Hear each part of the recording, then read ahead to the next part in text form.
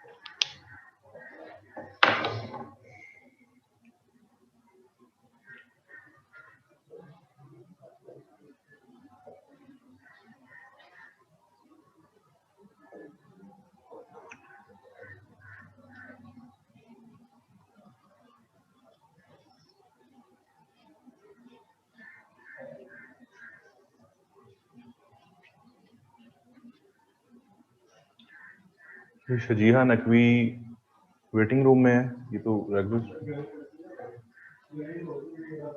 और waiting room में और कुछ स्टूडेंट्स हैं? ये बस ये एक ही है। चलें, अच्छा जी, स्टार्ट करते हैं। मैं जो 6 लेक्चर्स, आगा फरहान का क्वेश्चन है जी, पूछें क्वेश्चन। आप क्या क्वेश्चन है?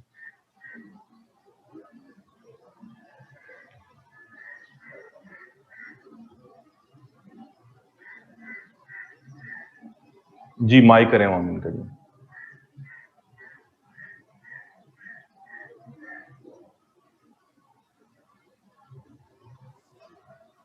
अस्सलाम वालेकुम सर। वालेकुम सलाम जी।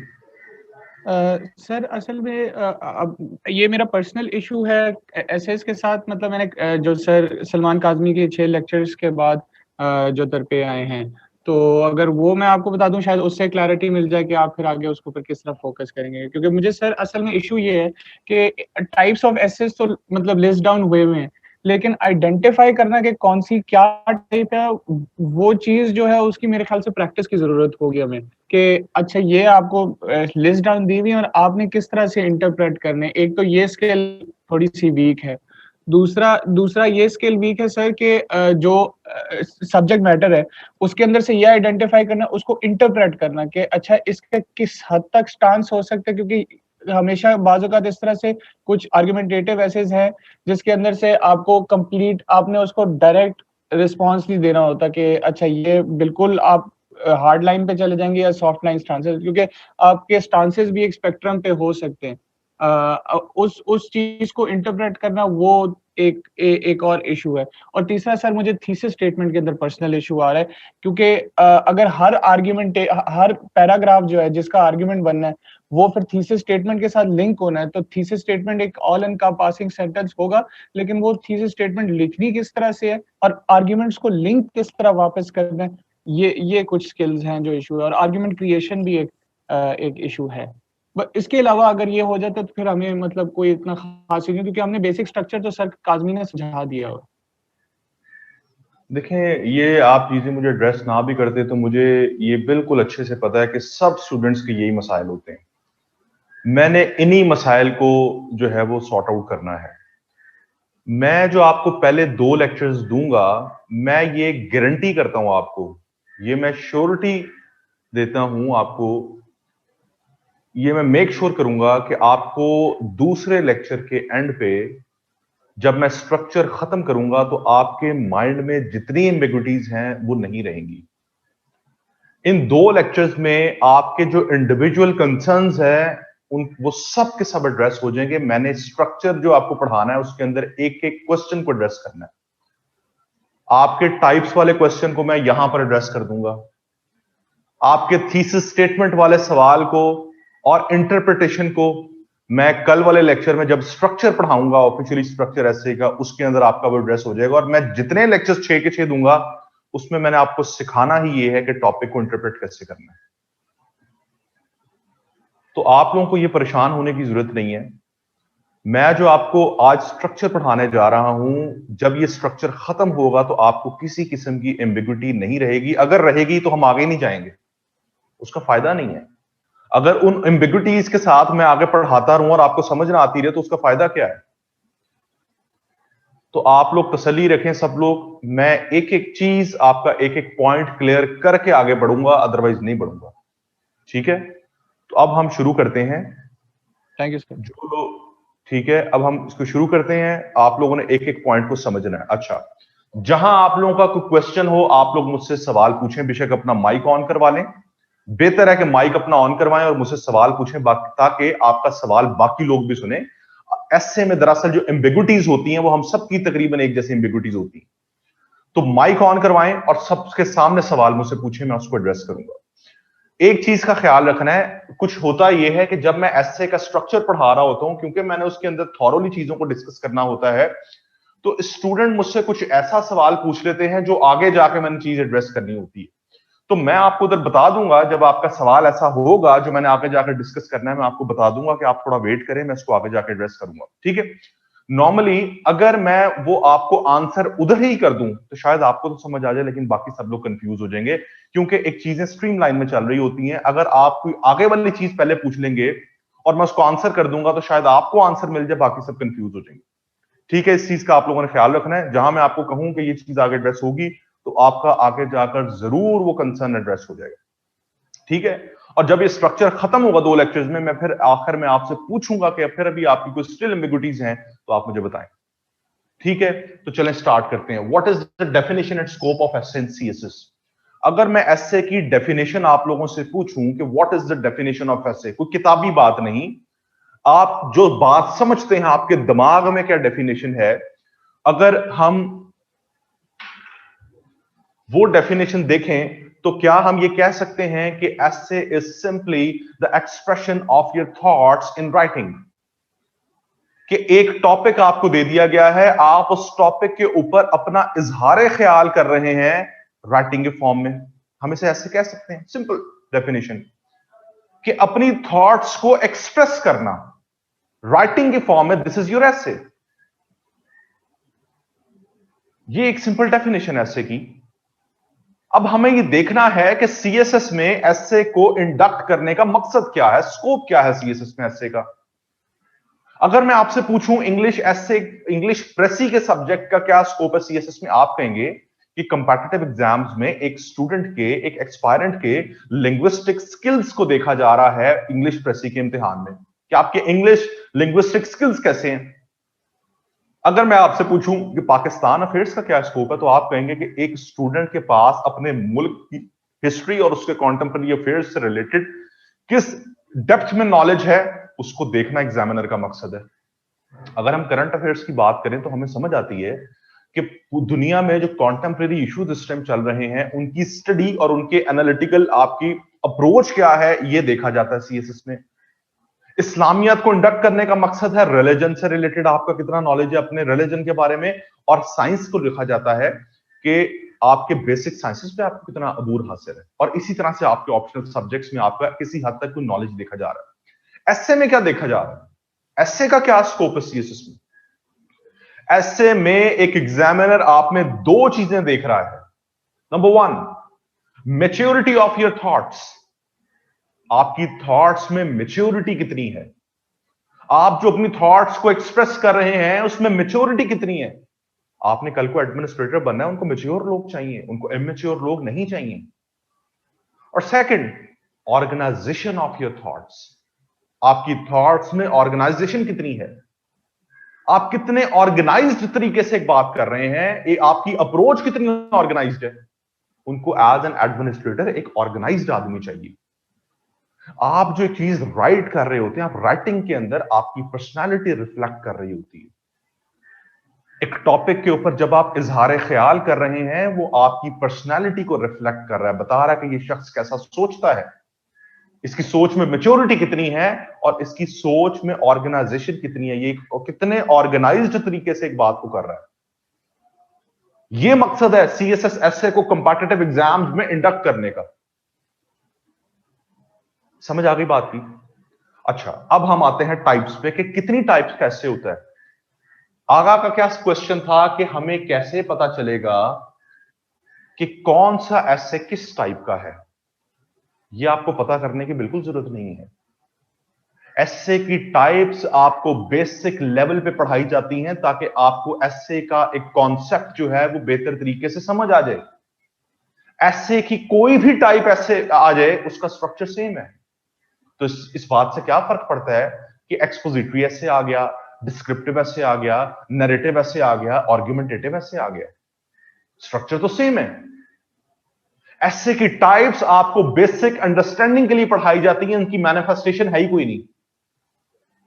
तो कोई किसी किस्म का भी टॉपिक आ जाए ऐसे के अंदर, उसका स्ट्रक्चर सेम है, चाहे वो आर्गुमेंटेटिव है, डिस्क्रिप्टिव है, एक्सपोजिटरी, उसका स्ट्रक्चर सेम है। तो आपको उस कंफ्यूज होने की जरूरत नहीं है उस चीज के अंदर कि जी अब ये टॉपिक आ गया, पहले मैंने समझना है कि कौन सी टाइप है। समझना तो तब जरूरी हो कि अगर हर टाइप का अलग स्ट्रक्चर हो, तब हमारी अंडरस्टैंडिंग जरूरी है कि हमें समझना है कि एक ये टॉपिक आ गया तो उसकी ये टाइप बनती है और इस टाइप के लिहाज से इसके ऊपर ये स्ट्रक्चर अप्लाई होगा। जब स्ट्रक्चर ही ऐसे का यूनिवर्सल है तो हमें क्यों कंफ्यूज होना है कि कौन सी टाइप का ऐसे है या कौन सी टाइप का नहीं है। तो टाइप्स आपको सिर्फ ऐसे की बेसिक अंडरस्टैंडिंग के लिए पढ़ाई जाती हैं। अब मैं भी आपको यहां पे बेसिक अंडरस्टैंडिंग के लिए चीजें पढ़ाऊंगा, आपने उसमें कंफ्यूज नहीं होना। फिर भी कंफ्यूजन हो तो मुझसे पूछ लेना आपने, लेकिन स्ट्रक्चर सेम है। जी आगा, यहां पे सवाल एड्रेस हुआ आपका जो आप पूछ रहे थे मुझसे।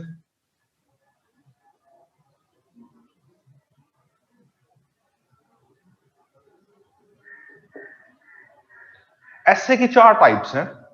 नंबर 1 एक्सपोजिटरी ऐसे, नंबर 2 डिस्क्रिप्टिव ऐसे,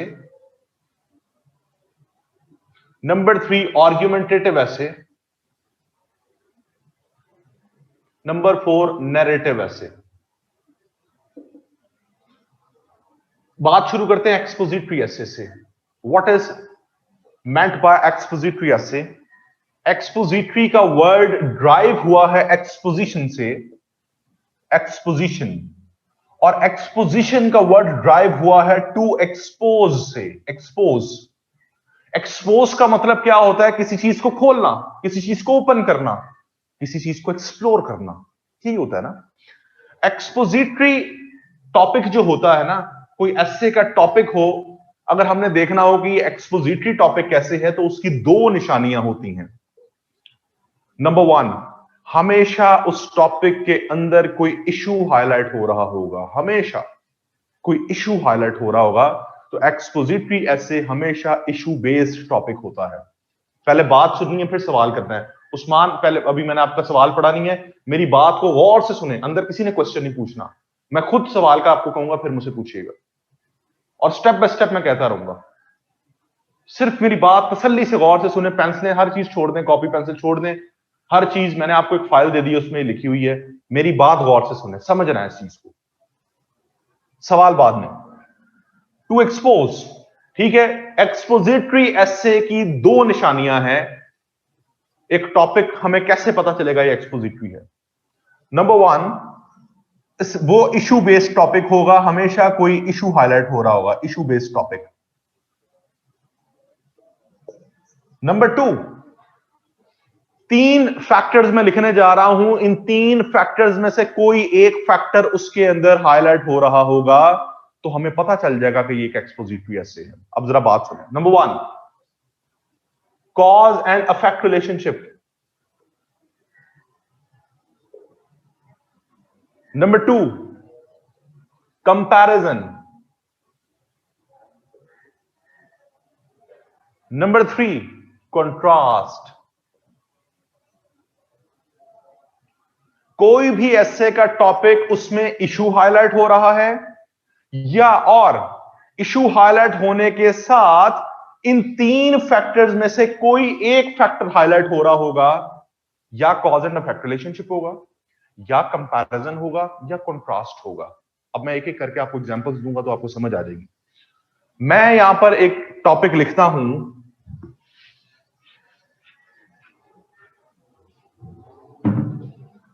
energy crisis of Pakistan,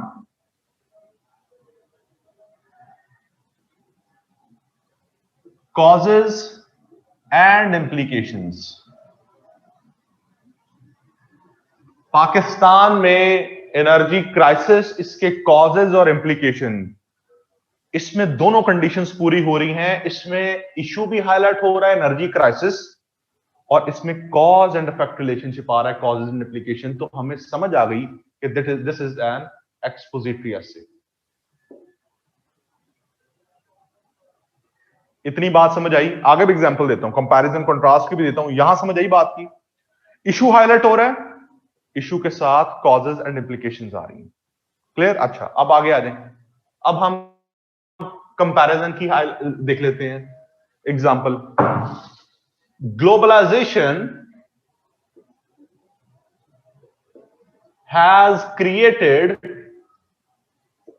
more problems than solutions.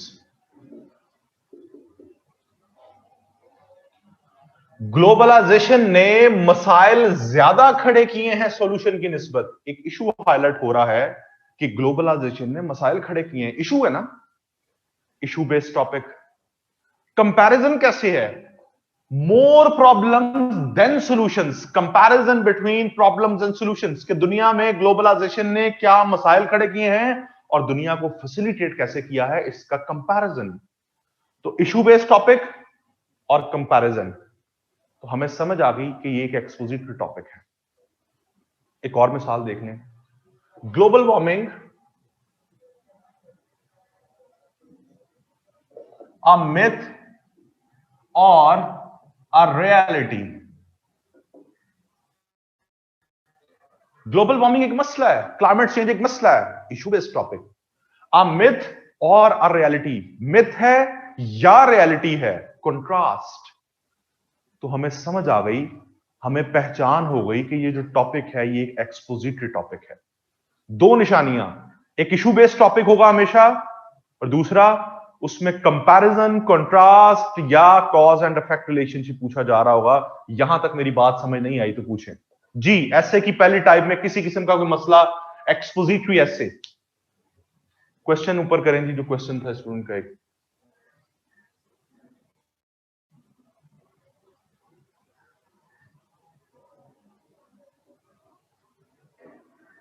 Last example मैंने आपको कहा कि ग्लोबल वार्मिंग अ मिथ और अ रियलिटी। कंट्रास्ट किसको कहते हैं? दो चीजें जो ऑपोजिट हों। इशू हाईलाइट हो रहा है, ग्लोबल वार्मिंग हो रहा है ना। तीसरी मैंने आपको पॉइंट बताया था, कंट्रास्ट, अ मिथ और a reality. Global warming myth है या रियलिटी है? मिथ और रियलिटी में कंट्रास्ट आ गया ना। बात समझ आ गई?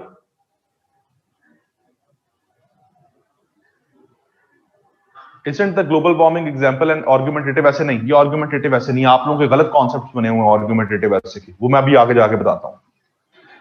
एक्सपोजिटरी समझ आ गया ऐसे? एक्सपोजिटरी ऐसे समझ आ गया? मैंने आपको फिर बताया कि ये सिर्फ बेसिक अंडरस्टैंडिंग के लिए समझना टाइप्स को, इसमें कंफ्यूज नहीं होना, इसको सर पे सवार नहीं करना कि जी एक टॉपिक सीएसएस में आ गया अब इसको पहले सोचने बैठ जाए। एक्सपोजिटरी है, डिस्क्रिप्टिव है, आर्गुमेंटेटिव है, जो भी है स्ट्रक्चर सेम है जो मैं आगे जाके पढ़ाऊंगा। क्लियर? अच्छा, अब आ जाए डिस्क्रिप्टिव एसे पे। सेकंड टाइप है डिस्क्रिप्टिव एसे।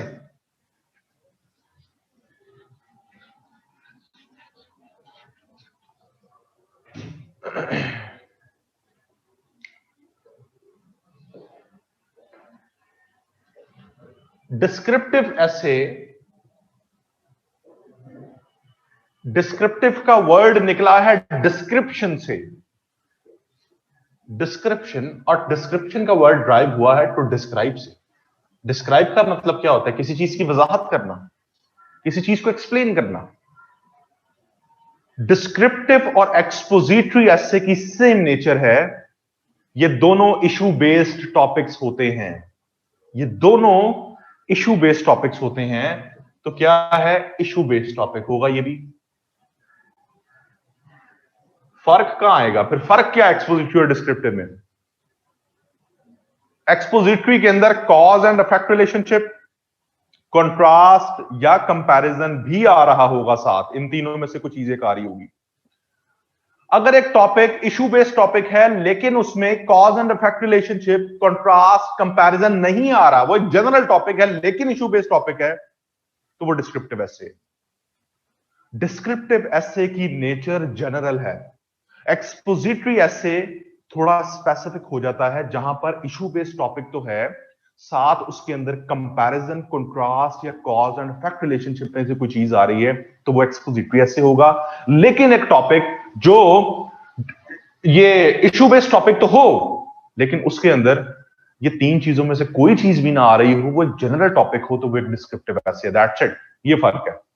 मिसाल सुने, 2019 में एक ऐसे आया, new Wars lie in economic fronts। क्या मतलब है कि आज की जो मॉडर्न वॉर्स हैं, आज के दौर की जो जंगें हैं, वो इकोनॉमिक फ्रंट्स पे लड़ी जा रही हैं। आज की जंगों के इकोनॉमिक मोटिव्स हैं। इशू का हाईलाइट हो रहा है, जंगों की बात हो रही है, जंग एक इशू है, क्राइसिस है। वो कहते हैं आज की जंगों के पीछे इकोनॉमिक मोटिव्स हैं। इशू तो हाईलाइट हो रहा है, लेकिन क्या कोई कॉज एंड इफेक्ट रिलेशनशिप आ रहा है? क्या कंट्रास्ट आ रहा है? क्या कहीं कंपैरिजन आ रहा है? नहीं आ रहा। एक जनरल टॉपिक है लेकिन इशू हाईलाइट हो रहा है, दैट विल बी डिस्क्रिप्टिव एसे। आप क्या करेंगे? सबसे पहले आप बताएंगे, डिस्क्राइब करेंगे कि आज की जो मॉडर्न वॉर्स हैं वो इकोनॉमिक जोन्स में कैसे लड़ी जा रही हैं, उनके इकोनॉमिक मोटिव्स कैसे हैं। आप ये चीज एक्सप्लेन करेंगे। फिर आप बताएंगे उन जंगों के इंपैक्ट्स क्या हैं और उनको हम रोक कैसे सकते हैं। पूरे ऐसे में आप इन चीजों को डिस्कस करेंगे, डिस्क्राइब करेंगे आप एक इशू को, वजाहत करेंगे आप उस इशू की। तो डिस्क्रिप्टिव और एक्सपोजिटरी एसे में आपको फर्क समझ आया? क्या फर्क है?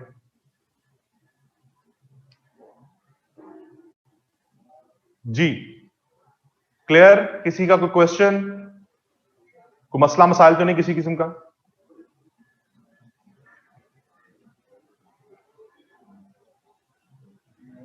अच्छा, हमेशा याद रखें कि सीएसएस के अंदर आपको सजेस्ट किया जाता है, आपको रिकमेंड किया जाता है कि आप हमेशा इशू बेस्ड टॉपिक को सॉल्व करें।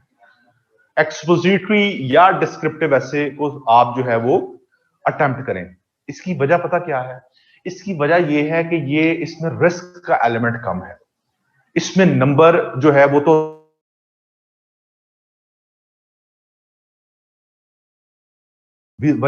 उसकी वजह मैं आपको बताता हूं जब मैं आर्गुमेंटेटिव ऐसे को समझाऊंगा, उसके साथ इनका कंपैरिजन करूंगा। ठीक है? ऐसे में क्या पॉइंट्स हाईलाइट होंगे डिस्क्रिप्टिव पे? इनका माइक ऑन करें, चलिए।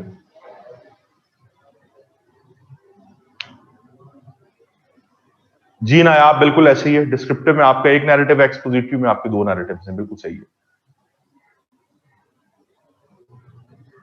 सेकंड पे जी, सेकंड पे नाम है इनका शजीहा नकवी। जी जी जी, आप पूछें क्वेश्चन, क्या आप पूछना चाह रही हैं? मुझे समझ नहीं आया क्वेश्चन आपका। अस्सलाम वालेकुम सर। वालेकुम सलाम जी। सर आई गॉट डिस्कनेक्टेड, तो जो हाईलाइट करने हैं इसके अंदर पॉइंट्स डिस्क्रिप्टिव में, वो मुझे दोबारा एक्सप्लेन कर दीजिए कि जैसे इसके अंदर कॉन्ट्रास्ट है एक्सपोजिटरी के अंदर, तो इसमें हमें क्या क्या पॉइंट्स हाईलाइट करने होंगे, कंपैरिजन करना होगा या नहीं करना होगा? आप पूछ रही हैं एक्सपोजिटरी एसे के अंदर कंट्रास्ट में जो मैंने एग्जांपल दी उसको एक्सप्लेन कर दूंगा? सर डिस्क्रिप्टिव ऐसे कि जो एग्जांपल हम लिखेंगे ना, new Wars lie in economic front, इसके अंदर हम क्या क्या पॉइंट्स हाईलाइट करेंगे, कंपैरिजन करेंगे या नहीं, तो ये बता दीजिए दोबारा। कंपैरिजन क्यों करेंगे? मैंने आपको यही तो बताया कि डिस्क्रिप्टिव ऐसे जनरल नेचर का ऐसे है। क्या इस टॉपिक में आपको कहीं कंपैरिजन नजर आ रहा है? No sir. कहीं कॉज एंड इफेक्ट रिलेशन नजर आ रहा है? नहीं आ रहा। आप सिंपल 3 डायमेंशनल ऐसे लिखेंगे। आप पहले एक्सप्लेन करेंगे, डिस्क्राइब करेंगे कि नई जंगें कैसे इकोनॉमिक फ्रंट्स पे लड़ी जा रही हैं, उनके क्या इकोनॉमिक मोटिव्स हैं। Okay sir. ठीक है, उसके बाद आप बताएंगे कि इसके दुनिया के ऊपर इंपैक्ट्स क्या हैं और उसके सॉल्यूशंस क्या हैं। That's it. Okay sir, okay sir, okay, ठीक है, क्लियर? चलें जी सर, आगे। Thank you. अमीर हमजा, मैं आपके इस क्वेश्चन का आंसर करता हूं आगे जाके, आपको भी समझ आ जाएगी, आपको आगे समझ आ जाएगी भी जो मैं क्वेश्चन आंसर करूंगा। अमीर हमजा, आपका क्वेश्चन एड्रेस हो जाएगा आगे जाके। अच्छा जी, इसमें अब बात करते हैं हम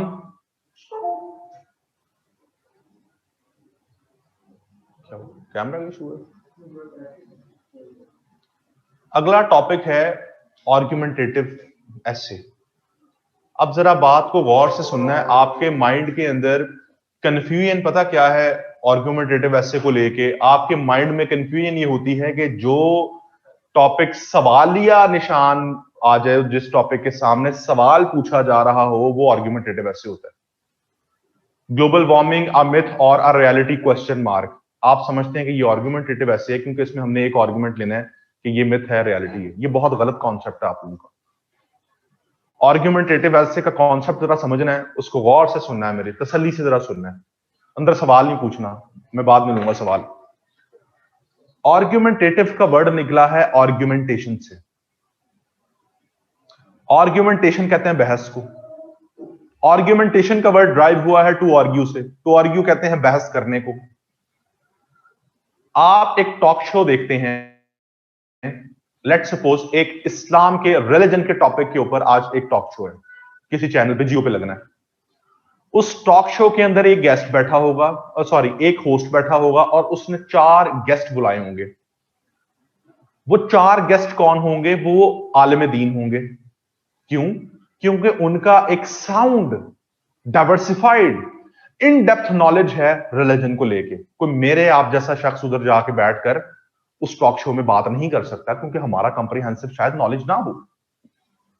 उस टॉक शो में रिलीजन के टॉपिक पे वही लोग बात कर सकते हैं जिनका इन डेप्थ नॉलेज है। ऐसे ही है। क्यों इन डेप्थ नॉलेज? किस बेस पे? क्योंकि उनका बैकग्राउंड नॉलेज बना हुआ है। उस बेस के ऊपर वो बहस करेंगे एक दूसरे के साथ, आर्ग्यूमेंट करेंगे, उनकी आर्ग्यूमेंटेशन होगी। हमेशा याद रखें, ये मिसाल थी, हमेशा याद रखें आर्ग्यूमेंट जब भी आप करते हैं, बहस जब आप 2 से 4 लोग बैठकर किसी टॉपिक पे बहस करते हैं, वो बहस तब होती है जब आपके पास एक बैकग्राउंड, साउंड बैकग्राउंड नॉलेज होता है। इसी तरह से जो आर्ग्यूमेंटेटिव एसे होता है, उस आर्ग्यूमेंटेटिव एसे को अटेम्प्ट करने के लिए आपको डाइवर्सिफाइड किस्म का साउंड नॉलेज होना बहुत जरूरी है। वो नॉलेज किस किस्म का हो सकता है? आपके पास आर्ग्यूमेंटेटिव ऐसे अटेम्प्ट करने के लिए डाइवर्सिफाइड और साउंड नॉलेज किस किस्म का होना चाहिए? Literary knowledge, philosophical knowledge, theoretical knowledge, historical knowledge.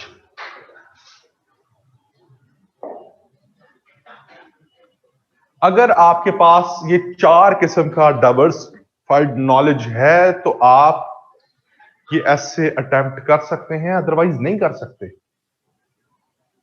और इवन अगर आपके पास ये 4 किस्म का नॉलेज है, फिर भी गारंटी नहीं है कि सीएसएस में ऐसे पास होगा। क्यों? क्योंकि आर्ग्यूमेंटेटिव एसेस जो होते हैं, इनमें सब्जेक्टिविटी का एलिमेंट बहुत ज्यादा होता है। What is meant by subjectivity? किसी भी एक चीज के अंदर हम कहते हैं कि अगर हम कहते हैं कि इसमें सब्जेक्टिविटी बहुत ज्यादा है, इसका मतलब उस चीज का स्फीयर, उस चीज की डोमेन बहुत बड़ी होती है। उस चीज को हम 55 लोग क्लास में बैठे हुए हैं, उस चीज को हम हर कोई अपने अपने लेंस से देख रहा है, अपने अपने एंगल से देख रहा है, अपने अपने पर्सपेक्टिव से देख रहा है उस चीज को। और जब हम सब लोग एक चीज को अपने अपने पर्सपेक्टिव से देख रहे हैं, तो वहां बहुत ज्यादा प्रोबेबिलिटी है कि मेरा पर्सपेक्टिव, मेरा लेंस आपके लेंस से डिफरेंट हो। और जहां पे हम दोनों का लेंस डिफरेंट होगा, आप मेरी बात से इत्तेफाक नहीं करेंगे, मैं आपकी बात से इत्तेफाक नहीं करूंगा। ऐसे ही होता है कि जब एक टॉपिक के अंदर सब्जेक्टिविटी बहुत ज्यादा होती है, उसकी डोमेन बहुत बड़ी होती है, तो उसके अंदर आप उसको किसी एक लेंस से देख रहे होते हैं उस टॉपिक को, एग्जामिनर उसको किसी और लेंस से देख रहा होता है। फिर चाहे आपने बड़े अच्छे आर्गुमेंट्स दिए हैं, बड़ी अच्छी अंग्रेजी लिखी है, अगर वो आपके उस लेंस से उस टॉपिक को नहीं देख रहा, वो अपने एक लेंस से देख रहा है, तो वो आपको वहां पर फेल कर देगा। आर्ग्यूमेंटेटिव एसेस के अंदर सब्जेक्टिविटी का एलिमेंट बहुत ज्यादा होता है, लचक बहुत ज्यादा होती है, उसका एरिया ऑफ स्फीयर बहुत बड़ा होता है। इसकी मिसाल दूंगा तो हर चीज समझ आ जाएगी। एक ऐसे है, if life gives you lemon, make lemonade.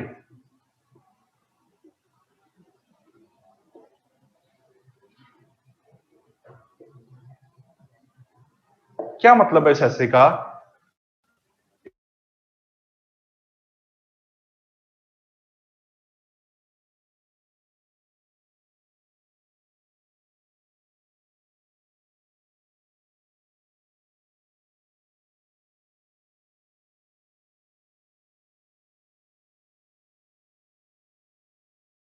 इस ऐसे को अटेम्प्ट करूंगा, अगर मेरे पास लिटरेरी नॉलेज नहीं है, मेरा लिटरेरी बैकग्राउंड नहीं है, तो मैं इसको लिटरेरी टर्म्स में नहीं लिख सकता।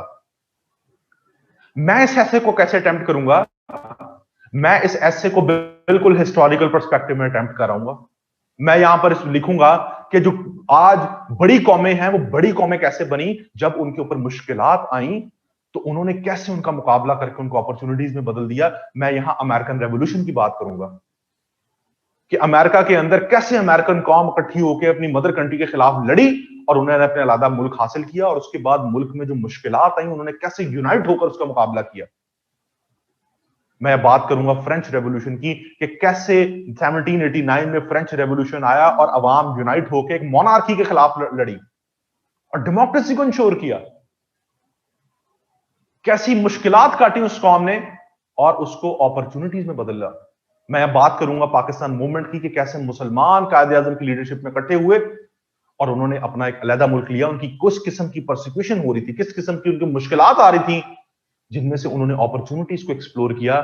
मैं यहां बहुत बात करूंगा पर्सनालिटीज की, अब्राहम लिंकन की, उसने कैसे यूनाइट किया अमेरिकन कौम को। एक सिविल वॉर लड़नी पड़ी अमेरिका को, जिसके बाद अमेरिका की कौम पहली दफा 100 सालों में यूनाइट हुई जब से वो आजाद हुई थी।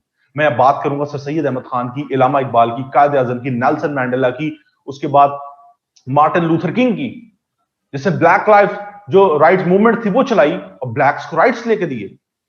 कायद आजम ने मुसलमानों को राइट्स लेके दिए। इलामा इकबाल, सर सैयद अहमद खान ने टू नेशन थ्योरी की बुनियाद रख के एक अलग कौम का नजरिया दिया। मैं इन लोगों की एग्जांपल्स देते हुए इस पूरे ऐसे को अटेम्प्ट करूंगा, लेकिन मुझे श्योरिटी नहीं है कि एग्जामिनर शायद इसको इस पॉइंट ऑफ व्यू से देख रहा हो। एग्जामिनर शायद इसको टोटली लिटरेरी या फिलोसॉफिकल टर्म्स में ऐसे को देख रहा हो। वो कहे ये इसने क्या लिख दिया है, मैं तो इस ऐसे को बिल्कुल लिटरेरी या फिलोसॉफिकल टर्म्स में देख रहा हूं। इसका मतलब क्या था? इसका मतलब यह था इस टॉपिक का एरिया ऑफ स्फीयर बहुत ज्यादा था, इसको हर कोई अपने लेंस से देख सकता है। इसका मतलब कि यहां रिस्क आ गया। यहां पर लोग फेल होते हैं जो बहुत अच्छा, बहुत से आप लोगों ने लोगों को सुना होगा जो बहुत अच्छा ऐसे अटेम्प्ट करके आते हैं और नंबर उनके 4 से 5 आते हैं 100 में से।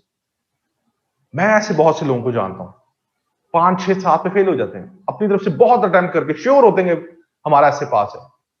वो लोग इस तरह के आर्ग्यूमेंटेटिव ऐसे जो है वो अटेम्प्ट करते हैं, वहां एग्जामिनर और उनका पॉइंट ऑफ व्यू मैच नहीं करता और वो फेल हो जाते हैं। इसलिए कहा जाता है सीएसएस के अंदर एक्सपोजिटरी और डिस्क्रिप्टिव एसेस को अटेम्प्ट करें। इशू बेस्ड टॉपिक्स में सब्जेक्टिविटी का एलिमेंट नहीं होता, या होता है तो ना होने के बराबर होता है। क्या एग्जामिनर को नहीं पता ग्लोबल वार्मिंग हो रही है? क्या आपको नहीं पता ग्लोबल वार्मिंग हो रही है? वो कैसे हो रही है, क्या इंपैक्ट है? क्या एग्जामिनर को नहीं पता एनर्जी क्राइसिस है पाकिस्तान में, उसके क्या इंपैक्ट्स हैं, क्या कॉजेज हैं? क्या एग्जामिनर को नहीं पता ग्लोबलाइजेशन से क्या नुकसान आ रहे हैं, क्या नहीं आ रहे?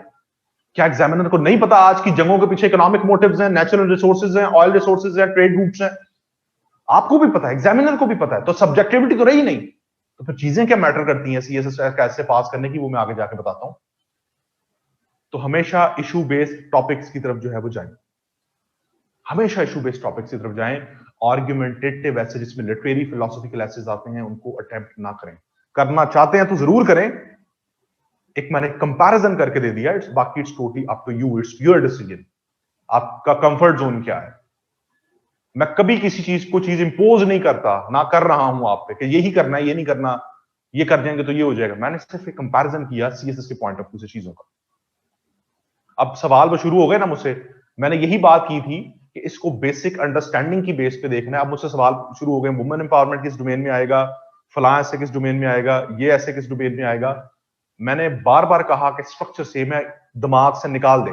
अगर आपको कंफ्यूजन हो रही है, दिमाग से ये भी निकाल दें कि हमने टाइप्स पढ़ी, ठीक है? डिपेंड करता है वुमेन एम्पावरमेंट का टॉपिक क्या है, वुमेन एम्पावरमेंट का टॉपिक क्या है, ये डिपेंड करता है। अगर आ रहा है role of women in politics, women persecution in Pakistan, तो ये इशू बेस्ड टॉपिक्स है।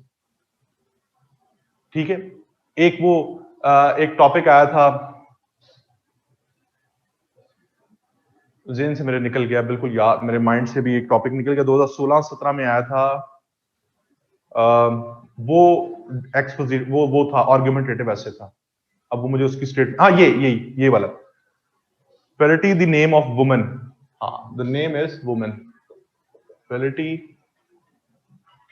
the name is woman। अब ये आर्गुमेंटेटिव ऐसे है, ये आर्गुमेंटेटिव ऐसे है। अगर मैं कहूं कि gender equality is a myth, ये अब आपका क्या है, ये डिस्क्रिप्टिव ऐसे है। जेंडर इक्वालिटी या जेंडर इनइक्वालिटी एक मसला है, एक इशू है, आपने बताना है मिथ है या रियलिटी है। अगर वो पूछता है जेंडर इक्वालिटी अ मिथ और अ रियलिटी, तो एक्सपोजिटरी है। अगर वो सिंपल स्टेटमेंट दे रहा है कि gender equality is a myth, तो वो आपका जो है वो डिस्क्रिप्टिव ऐसे इशू बेस्ड टॉपिक है। मैं फिर आपको बता रहा हूं, यहां पे बिल्कुल आप छोड़ दें चीजों को, आपने कंफ्यूज नहीं होना, बार बार कह रहा हूं कंफ्यूज नहीं होना। अगर आप अभी भी कंफ्यूज हो रहे हैं तो आप भूल जाएंगे मैंने आपको टाइप्स पढ़ाई, ये सिर्फ आपको बेसिक अंडरस्टैंडिंग के लिए पढ़ाई जाती है। इसकी मैनिफेस्टेशन कोई नहीं है, जीरो मैनिफेस्टेशन। स्ट्रक्चर सेम है, स्ट्रक्चर पे फोकस होना चाहिए, टेक्निकल पॉइंट्स का आपको पता होना चाहिए क्या, वहां पे आप ब्लंडर्स करते हैं, जहां जिसकी वजह से ऐसे फेल होता है। टाइप्स की वजह से ऐसे फेल नहीं होता, जो मर्जी टाइप आ जाए, करेंगे तो आप वही ना जिसके ऊपर आपको नॉलेज होगा। आपको 10 ऐसे आ जाते हैं, आपको एक ही ऐसे आता है क्योंकि उस बारे में आपने पढ़ा, फिर चाहे वो जो मर्जी है, करना तो वही है, वही करना है ना। उसके पास, उसके अलावा आपका चॉइस ही नहीं है, वो चाहे एक्सपोजिटरी है, डिस्क्रिप्टिव, आर्गुमेंटेटिव है, ऐसे ही अगर एक आता है उस पर नॉलेज है तो वही अटेम्प्ट कर सकते हैं ना, और तो कोई नहीं कर सकते आप। ऐसे की टाइप समझ आ गई। चौथी टाइप है नैरेटिव ऐसे। नैरेटिव ऐसे सीएसएस में नहीं आते होते। नैरेटिव का वर्ड निकला है नरेशन से, और नरेशन का वर्ड ड्राइव हुआ है टू नरेट से। टू नरेट का मतलब क्या होता है, किसी चीज की तस्वीर कशी करना। ठीक है, तस्वीर कशी करने का मतलब क्या होता है, आप किसी टूर पे जाते हैं, वहां पे घूम फिर कर आते हैं, आप अपने दोस्तों को, अपने रिलेटिव्स को, अपने घर वालों को आकर वो पूरा हाल अहवाल सुना रहे हैं, पूरी कहानी सुना रहे हैं, स्टोरी नरेट कर रहे हैं कि आप कहाँ गए, आपने कहाँ स्टे किया, आपने हाइकिंग की, आपने जगह जगह घूमे।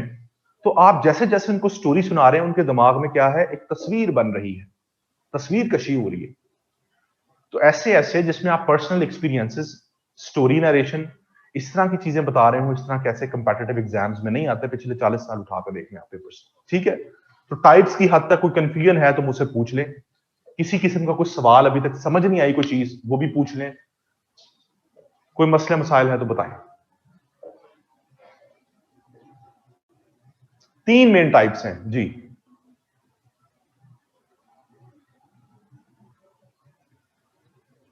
दाऊद को करें जी, इनका क्वेश्चन है।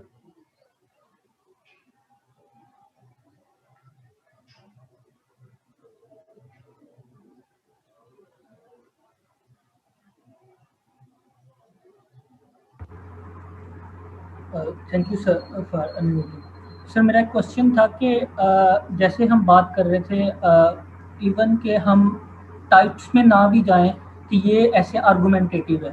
फॉर एग्जांपल यही ऐसे आ जाता है कि if life gives you lemon make lemonade. अगर हम उसकी ये 4 डोमेन्स जो आपने हमें बताई है नॉलेज की लिख देते हैं, फॉर एग्जांपल हम उसको लिटरेरी एस्पेक्ट्स पे भी लिखते हैं, उसको हम फिलोसॉफिकल भी लिखते हैं, और हिस्ट्री में हम उसका पॉलिटिकल या इकोनॉमिक एस्पेक्ट्स भी लिख देते हैं। ठीक है, हिस्ट्री को लेके चले तो फिर क्या ये एक वैलिड ऐसे होगा विदाउट गोइंग इनटू डेप्थ, मतलब कि अगर ये रिस्की तो नहीं इधर होगा इस डोमेन्स में हम, मतलब इसमें फिर ये होगा कि हम शॉर्ट करके लिखेंगे उसको, फिर टू दी पॉइंट और प्रिसाइज होकर लिखेंगे, क्योंकि डेप्थ ऑफ नॉलेज ज़्यादा होगी तो हमें कम जगह पे, क्योंकि हमारे पास लिमिट तो 2500 वर्ड्स हैं, 25 पैराग्राफ इन शॉर्ट। ठीक है, उसी में हमें इसको लिखना है, तो प्लीज इस पे थोड़ा सा एक्सप्लेन कर दें। ऐसे में फेलियर की सबसे बड़ी रीजन ये होती है कि आपके पास जितना नॉलेज होता है, आप सारे का सारा कोशिश करते हैं ऐसे में डाल दिया जाए। वही बात कर रहे हैं ना आप, कि कैसे है, हम उसमें हिस्टोरिकल नॉलेज है वो भी डाल दें, लिटरेरी भी डाल दें, फिलोसॉफिकल भी डाल दें, और थ्योरेटिकल भी डाल दें। आज आप ये डाल के देखें, आपको खुद लगेगा कि ये क्या खिचड़ी सी बन गई है ऐसे में। एक पॉलिटिकल पॉइंट आ रहा है, एक इकोनॉमिक पॉइंट आ रहा है, एक लिटरेरी आ रहा है, एक थ्योरेटिकल आ रहा है, एक फिलोसॉफिकल आ रहा है, आपको समझ ही नहीं आएगा ये ऐसे है या क्या है। हमेशा ऐसे को स्पेसिफिक डोमेन्स में लिखा जाता है। आप एक डोमेन उठाते हैं और उसके ऊपर ऐसे को लिखते हैं। जब आप मिक्सअप कर देते हैं ना, इस चीज से बचने के लिए कि चलो तुक्का ही सही, कोई तो एक पसंद आएगा एग्जामिनर को, उसको कोई भी पसंद नहीं आता। आप खुद देखें लिख के, आपको समझ नहीं आएगी कि आपने ऐसे में लिखा क्या है, इतनी सारी चीजें मिक्स कर दी हैं, आपके ऐसे में क्लैरिटी नहीं होगी। हमेशा ऐसे को एक डोमेन में लिखा जाता है, या लिटरेरी या फिलोसॉफिकल या थ्योरेटिकल या आपके जो वो है फिलोसॉफिकल। ठीक है, तो ये आप इस तरह अगर आप मिक्सअप चीजों को कर रहेंगे तो उसका फायदा नहीं होगा। चारों डोमेन्स पे आप लिखाएंगे तो वो आप खुद आज लिख के देखें। मैं आपको पता, बात सुनने से शायद उतना असर नहीं होता, आप उसे लिख के देखें, आपको खुद समझ आ जाएगी। तो मेरा पॉइंट ये था कि जैसे हम इंट्रोडक्टरी पैराग्राफ को हम एज एक एब्स्ट्रैक्ट भी लेते हैं कि ये जो एब्स्ट्रैक्ट होगा पूरा ऐसे का, और हम एब्स्ट्रैक्ट में ये डायमेंशंस मेंशन कर देंगे जब हम उसकी थीसिस स्टेटमेंट की एक्सप्लेनेशन करेंगे कि जी इसकी ये डोमेन्स हैं और इसी डोमेन्स में मैं लिखूंगा। जब डोमेन्स हमने डिफाइन ही, समझ गया हूं मैं। आप कह रहे हैं कि आप इंट्रोडक्शन में उसको इंट्रोड्यूस कर देंगे, वो जो चीज इंट्रोडक्शन में आप इंट्रोड्यूस कर रहे हैं उसको फिर आगे एक्सप्लेन भी तो करना है ना, या बस इंट्रोड्यूस करके उधर ही छोड़ देना है आपका इंट्रोडक्शन।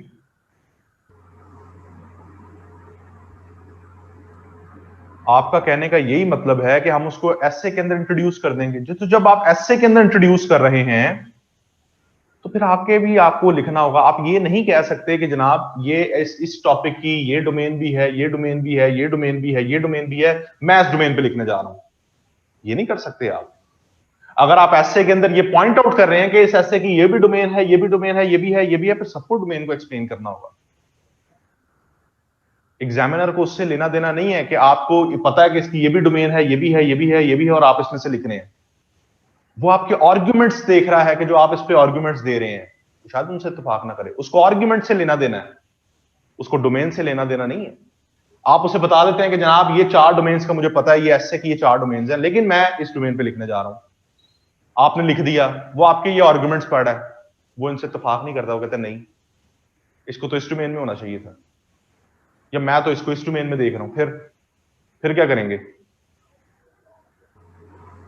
आ गया ना मसला? Yes sir.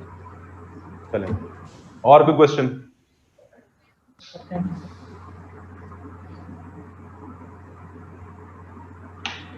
क्लियर हो गया? टाइप्स तक माइक ऑफ कर देंगे। टाइप्स क्लियर हैं? टाइप्स में कोई क्वेश्चन किसी किस्म का?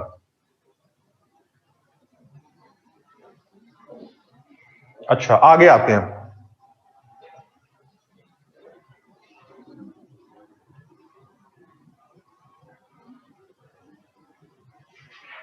अमीर हमजा, मैंने आपको बताया कि ये आर्ग्यूमेंटेटिव ऐसे है।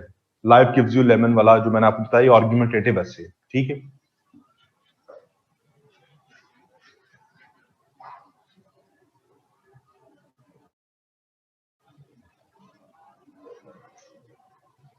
अब हम बात करते हैं ऐसे के टेक्निकल पॉइंट्स पे जहां आप लोग ऐसे फेल करते हैं। ठीक है, 2 टेक्निकल पॉइंट्स पे मैं आपसे बात करूंगा, गौर से सुनना है, तसल्ली से। फिर सवाल पूछना, सवाल नहीं अभी पूछना। पहला technical aspect, technical aspects of ऐसे। यहां आप लोग ऐसे फेल करते हैं, मैं बार बार कह रहा हूं।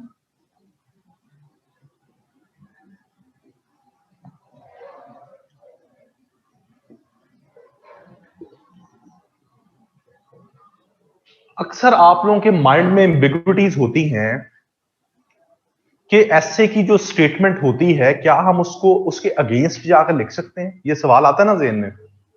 अगर मैं कहूं new Wars lie in economic zones, 2019 में ये ऐसे आया था कि आज की जंगें इकोनॉमिक जोन्स में हो रही हैं, या इकोनॉमिक मोटिव्स को कर लेते हैं, इकोनॉमिक फ्रंट्स कर लेते हैं आपको समझाने के लिए। आज की जंगों के पीछे इकोनॉमिक मोटिव्स हैं। ये एक स्टेटमेंट है, एग्जामिनर ने कहा कि इस पे ऐसे लिखें। आपको पहले ही माइंड में एक चीज आती है कि क्या हम इसके अगेंस्ट लिख सकते हैं कि नहीं? आज की जंगें इकोनॉमिक वॉर्स नहीं बल्कि आज की जंगें रिलीजियस फ्रंट्स पर लड़ी जा रही हैं। आज की वॉर्स हॉली वॉर्स हैं या आज की वॉर क्लैश ऑफ सिविलाइजेशन है। सवाल आपके जहन में उसी टाइम आता है कि क्या हम इसके अगेंस्ट जाके इसके लिख सकते हैं? आते ना जहन में सवाल। जब भी एक एग्जामिनर आपको स्टेटमेंट देता है आप उसको निगेट नहीं कर सकते, उसके अगेंस्ट नहीं लिख सकते आप। जब भी एग्जामिनर आपको स्टेटमेंट दे रहा है, वो आपको बता रहा है कि आज की जंगें इकोनॉमिक वॉर्स हैं, वो आपसे पूछ नहीं रहा, आप उसको नहीं निगेट कर सकते। यही ऐसे 2017 में आया था, यही सेम ऐसे। वो क्या स्टेटमेंट थी? Are modern wars not holy wars? क्या आज की जंगें हॉली वॉर्स नहीं हैं? आप कहें नहीं है, आज की जंगें इकोनॉमिक वॉर्स हैं, तो आपको वो ये ऐसे बन गया जो 2019 में आया। या यहां पर आप इसको निगेट भी कर सकते हैं, आप कह सकते हैं नहीं, आज की वॉर हॉली वॉर्स हैं। तो यहां पर आप निगेट कर सकते हैं, इस स्टेटमेंट के अगेंस्ट जा सकते हैं। वजह, यहां एग्जामिनर आपसे पूछ नहीं रहा, आपको बता रहा है कि आज की जंगें इकोनॉमिक फ्रंट्स पर लड़ी जा रही हैं, पूछ नहीं रहा। आपको इंडोर्स करना उसकी स्टेटमेंट को। यहां एग्जामिनर आपसे पूछ रहा है क्या आज की जंगें हॉली वॉर्स नहीं है, तो आप कहें नहीं है। आप उसको अपने किसी भी स्ट्रॉन्ग एरियाज की तरफ जहां पर आपका नॉलेज है, आप समझते हैं आपका नॉलेज हॉली वॉर्स पे, उस पर लिख दें। आपका नॉलेज है क्लैश ऑफ सिविलाइजेशन पे, उस पर लिख दें। आपका नॉलेज है टेरिटोरियल एक्सपेंशन के ऊपर वॉर्स होती है, उन पे लिख दें। आज की वॉर्स टेररिज्म के ऊपर बेस्ड है, उस पर लिख दें। आप कहें आज की वॉर्स हॉली वॉर्स नहीं बल्कि इकोनॉमिक वॉर्स हैं, उस पर लिख दें। या आप कहें नहीं नहीं जनाब, आज की वॉर्स हॉली वॉर्स हैं। बताने का मकसद, जहां पर सवाल पूछा जा रहा है आप उसको मोल्ड कर सकते हैं अपने स्ट्रॉन्ग एरियाज की तरफ, उसके अगेंस्ट जाकर लिख सकते हैं उस स्टेटमेंट के जहां सवाल पूछा जा रहा है, क्योंकि एग्जामिनर वहां आपसे पूछ रहा है, आपको चॉइस दे रहा है। लेकिन जहां स्टेटमेंट है वहां आप उसको निगेट नहीं कर सकते। यहां पे कोई क्वेश्चन किसी किस्म का? ये पहला पॉइंट है। यहां पर आप लोग क्या करते हैं, यहां पर इसको अगेंस्ट लिखाते हैं, पूरे का पूरा ऐसे फेल होता है। कोई क्वेश्चन जी यहां तक किसी किस्म का?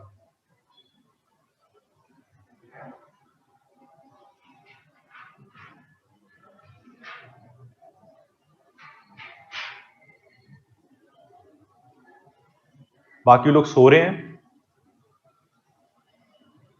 मैं आपसे पूछ रहा हूं किसी किस्म का क्वेश्चन?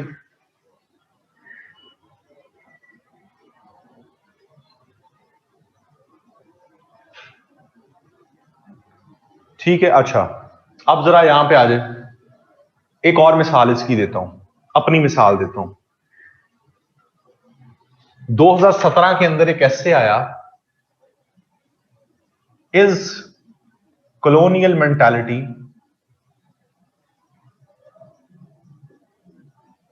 impeding Pakistan's growth?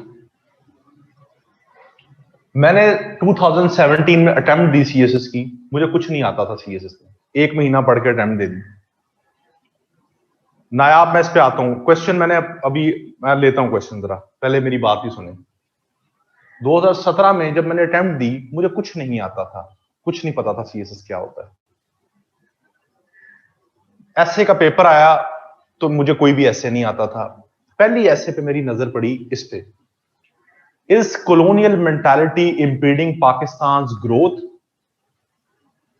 क्या कॉलोनियल मेंटालिटी पाकिस्तान की ग्रोथ को इंपीड कर रही है? मुझे नहीं पता था कि कॉलोनियल मेंटालिटी क्या होता है और ये पाकिस्तान की ग्रोथ को कैसे इंपीड कर रही है। लेकिन मुझे एक कॉमन सेंस थी कि एग्जामिनर मुझसे सवाल पूछ रहा है कि क्या कॉलोनियल मेंटालिटी पाकिस्तान की ग्रोथ को इंपीड कर रही है? मैंने कहा नहीं कर रही। मैंने कहा it is not the colonial mentality that is impeding Pakistan growth, sorry, it is not the colonial mentality but the crisis of governance that is impeding the country's growth. मैंने कहा ये कॉलोनियल मेंटालिटी नहीं बल्कि पाकिस्तान में गुड गवर्नेंस का crisis है, bad governance का crisis है जो पाकिस्तान में ग्रोथ को इंपीड कर रहा है। ये कॉलोनियल मेंटालिटी नहीं है, ये गवर्नेंस का क्राइसिस है जो इंपीड कर रहा है। और फिर मैंने पूरे का पूरा ऐसे में जस्टिफाई किया कि कैसे कॉलोनियल मेंटालिटी नहीं, गवर्नेंस जो है वो इंपीड कर रही है पाकिस्तान की ग्रोथ को। उसमें मेरे 42 मार्क्स थे, मेरा ऐसे पास था वो।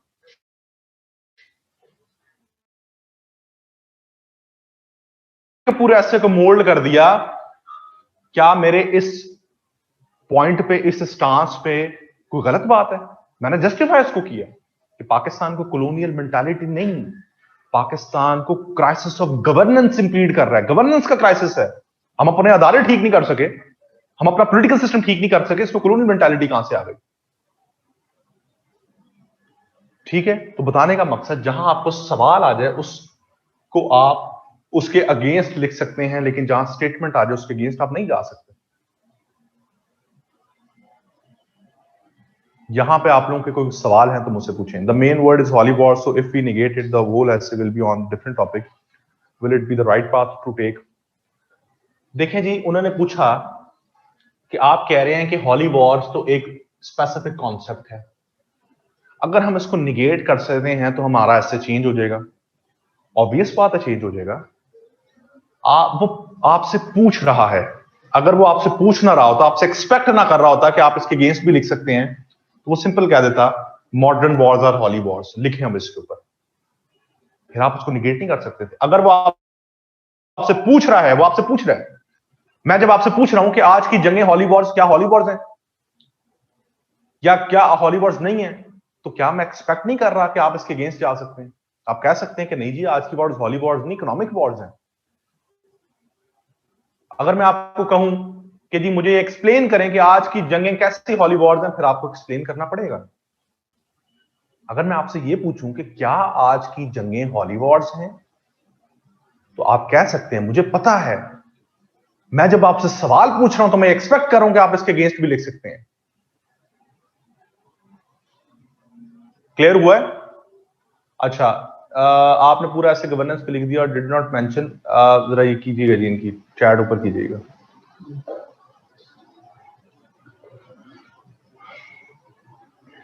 मैं क्वेश्चन लेता हूं अब आपका। सर आपने पूरा ऐसे गवर्नेंस पे लिख दिया, did not mention what colonial mentality is. नहीं, मैंने कॉलोनियल मेंटालिटी का ये बात नहीं कि मैं जीरो था, मुझे कुछ भी नहीं पता था, ये तो मुझे पता था, लेकिन मैं पूरा ऐसे नहीं लिखने, मैं इस काबिल नहीं था कि मैं पूरा ऐसे लिख सकता कॉलोनियल मेंटालिटी पे।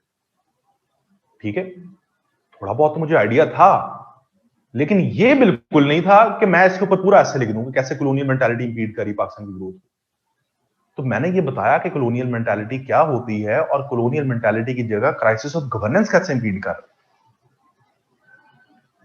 ठीक है, ठीक है जी, माइक ऑन करें जी इनका आगा का।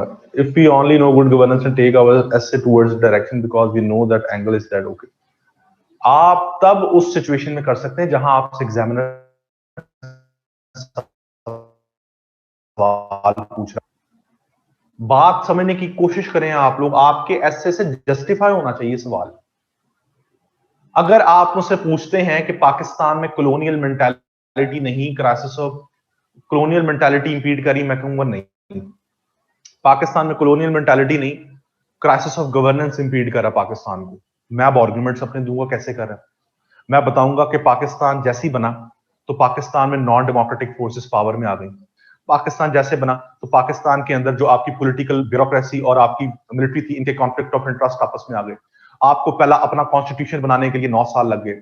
आपके मुल्क के अंदर मुख्तलिफ किस्म के मसाइल आ गए कि आपके मुल्क में पार्लियामेंट्री सिस्टम हो या प्रेसिडेंशियल सिस्टम हो। आपके मुल्क में ये मसला आ गया कि सूबों को पावर्स मिलनी चाहिए फेडरेशन में या आपकी वफाक को पावर्स मिलनी चाहिए। आपके मुल्क में ये मसला आ गया कि आपके पॉलिटिकल सिस्टम में रिप्रेजेंटेशन प्रोपोर्शनल होनी चाहिए या पैरिटी बेस्ड होनी चाहिए, जिसकी वजह से 9 साल लग गए आपको अपना कॉन्स्टिट्यूशन बनाते हुए। उसी दौरान आपके पहले गवर्नर जनरल ने आपकी असेंबलीज को डिसमिस कर दिया अपने कॉन्फ्लिक्ट ऑफ इंटरेस्ट की वजह से। फिर आपके मुल्क में मार्शल लॉ लग गया, मार्शल लॉ के बाद जब आपके पॉलिटिकल एलीट ऊपर आई तो पॉलिटिकल एलीट ने अपने इंटरेस्ट को सामने रखा है। पूरी आप पाकिस्तान की हिस्ट्री उठा के देख लें, यही कुछ तो होता है। इसमें कॉलोनियल मेंटालिटी कहां से आ गई?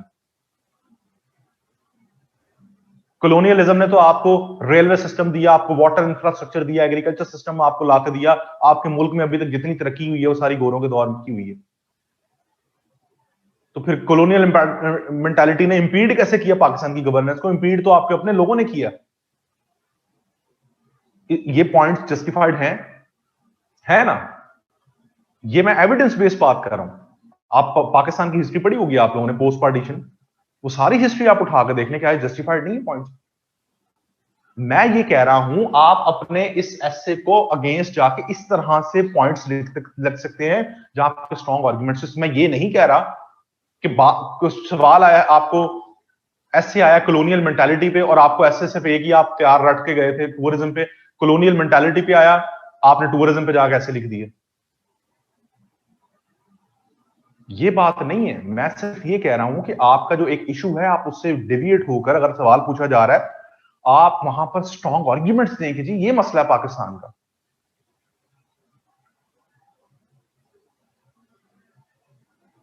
बात समझ आ गई है? जी वालेकुम सलाम। सर मुझे ये बताइएगा कि आपने जो ये स्टांस लिया है कि no colonial mentality is not, however crisis of good governance is impeding Pakistan progress. अब सर इसके अंदर तो मुख्तलिफ आर्ग्यूमेंट्स के पहलू हो सकते हैं कि मतलब अब मेरा जो क्वेश्चन है स्पेसिफिक वो ये है कि क्या हमें ये एक्सप्लेन करने की जरूरत होगी कि कैसे कॉलोनियल मेंटालिटी इम्पीड नहीं कर रही, फिर दूसरा आर्ग्यूमेंट के पहलू ये होगा कि वो किस तरह से इम्प्रूव कर रही है जिस तरह से अभी आपने का आर्ग्यूमेंट दिया, और तीसरा फिर हम ये बात करेंगे कि पाकिस्तान की इम्पीडिंग के लिए क्या मतलब जो क्राइसिस गवर्नेंस है वो किस तरह से, क्योंकि ये तीन पहलू हो सकते हैं। इसके अलावा हम ये कह सकते हैं कि क्राइसिस और गुड गवर्नेंस या क्राइसिस और good governance is independent of colonial legacy, क्योंकि ये भी एक पहलू मतलब आ सकता है कि एग्जामिनर शायद ये भी सोच रहा हो कि आपको अपने ऐसे को इतना कॉम्प्लेक्स नहीं करना, आपने सिंपल उनको बताना है कि जी कॉलोनियल मेंटालिटी इंपीड नहीं कर रही, क्राइसिस ऑफ गवर्नेंस इंपीड कर रहा है। उसमें आपने अपने ये आर्गुमेंट सारे दे देने कि वो कैसे कर रहा है, ये बताना है कैसे कर रहा है। बाकी किसी भी आपने चीज को डिस्कस नहीं करना। आपने बताना है कि जी नहीं कॉलोनियल मेंटालिटी इसके पीछे नहीं है, आपने सिर्फ ये बताना है कि क्राइसिस ऑफ गवर्नेंस है जिसकी वजह से फेल हुए। That's it, simple. Right sir, बताने की कुछ जरूरत नहीं, बहुत कॉम्प्लेक्स हो जाएगी चीजें। अच्छा जी, अब हम आगे दूसरे पॉइंट पे चलते हैं। ये आपका पहला पॉइंट था कि जहां स्टेटमेंट आ जाए उसको निगेट नहीं करना, जहां सवाल आ जाए उसको निगेट किया जा सकता है, उसके अगेंस्ट जा सकता है, सवालिया निशान जहां पे आ जाए।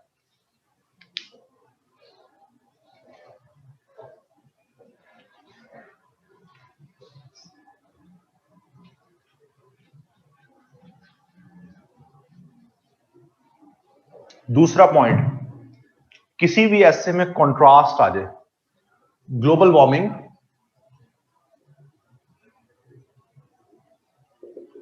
अ मिथ और अ रियलिटी, कंट्रास्ट। ये मैं बड़ी एक सीधी सी एग्जांपल से आपको समझाता हूं। मैं आप लोगों को दो ऑप्शंस देता हूं कि मेरे पास एक ब्लैक मार्कर है और एक ब्लू मार्कर है, इनमें से मुझसे एक मार्कर ले लें। मैं आपको ऑप्शन दे रहा हूं कि मेरे पास ब्लैक और ब्लू मार्कर है, इन ये ले लें या ये ले लें, तो आप क्या मुझे ये कह सकते हैं कि मुझे दोनों दे दें? अगर आप क्या भी देंगे तो क्या मैं दोनों दे दूंगा आपको? नहीं दूंगा। आपको ऑप्शन ही एक की दे रहा हूं। इंसानी अकल क्या कहती है कि मैं जब आपको ऑप्शन ये दे रहा हूं ये या ये, तो आप क्या कह सकते हैं थोड़ा ये या ज्यादा ये या दोनों मुझे दे दें? नहीं ना। इसी तरह से आप लोग ब्लंडर्स करते हैं जब एग्जामिनर आपसे पूछ रहा होता है कि अ मिथ और a reality, global warming myth है या रियलिटी है। आप लोग कहते हैं जी ये मिथ भी है ये रियलिटी भी है, या ये थोड़ी मिथ है ज्यादा रियलिटी है, या ये ज्यादा मिथ है थोड़ी रियलिटी है। करते हैं ना आप लोग ये। यहां एग्जामिनर आपको फेल करता है। एग्जामिनर आपसे एक्सपेक्ट कर रहा है कि सिर्फ एक स्टांस को लें, दूसरे को भूल जाएं। आप लोग सारे समझते हैं कि ग्लोबल वार्मिंग एक रियलिटी है, मिथ को भूल जाए, मिथ का जिक्र ही नहीं करना बस। अब आप बताएंगे कि ग्लोबल वार्मिंग कैसे रियलिटी है। अगर एग्जामिनर आपसे एक्सपेक्ट कर रहा होता ना कि आप मिथ के ऊपर भी थोड़ा बहुत लिखें, तो वो सिंपल इस ऐसे को एक वर्ड के को चेंज करके वो यहां पे लिख देता, global warming a myth and a reality. अब लिखें, मिथ पे भी लिखें, रियलिटी पे भी लिखें। वो आपसे पूछ रहा है कि ग्लोबल वार्मिंग मिथ है या रियलिटी है, और अ रियलिटी। एक चीज, उसकी मिसाल मैंने आपको भी ये मार्कर वाली मिसाल से समझाई ताकि आपको समझ आ जाए बात। मेरे दोस्त, 2-3 दोस्तों को मैं जानता हूं, पर्सनली जानता हूं, जो ये ब्लंडर करके आए और फेल हुए। एक स्टांस, दूसरे को भूल जाए, दूसरे को छेड़ना भी नहीं है।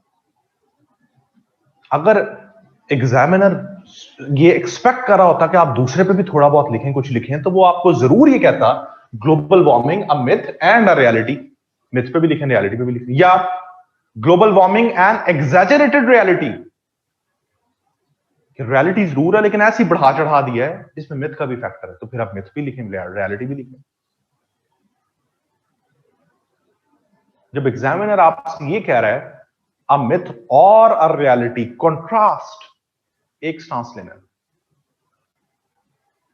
समझ आ गई है? ये दो बड़े इंपॉर्टेंट पॉइंट्स है जहां पर स्टूडेंट्स ब्लंडर करते हैं और ऐसे अपना फेल करवाते हैं। यहां पर किसी का कोई क्वेश्चन है, कोई कंफ्यूजन है तो पूछें। आपको मिथ पॉइंट के अगेंस्ट लिखना ही नहीं है, मैं बार बार कह रहा हूं, आपने भूल जाना है मिथ को। मिथ का भी कोई फैक्टर है, ठीक है? समझ आ गई है?